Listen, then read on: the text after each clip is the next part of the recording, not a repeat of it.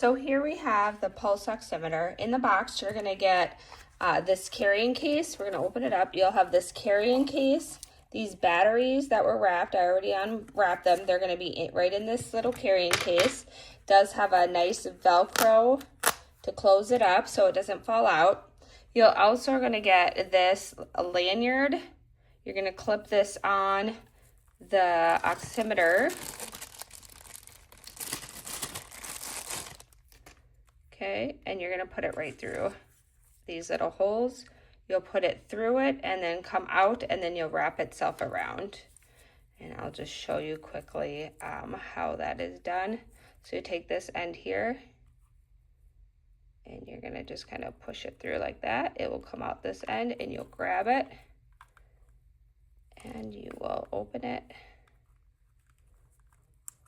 And you're going to just go like that and then pull it through. And then it's ready to go, and you can keep it on your neck. You can hold it in your hand. I'm gonna put the batteries in right here.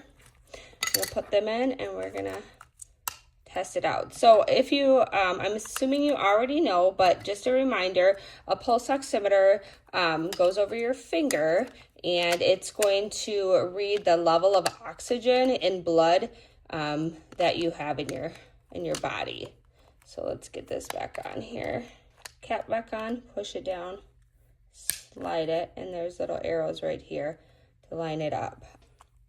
It's a little padded in here. It's like a rubber kind of feeling. You see the little sensors. It's on they have one on the top and one on the bottom. Generally, you'll put your finger in this way.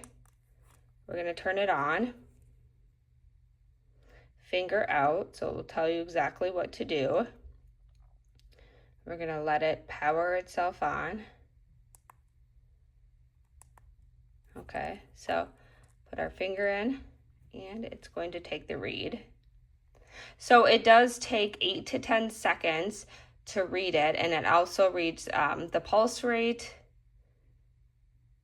And you want to just kind of hold still while it's reading it. Here we go. So this is the oxygen level and this is the pulse rate. So 98, 93.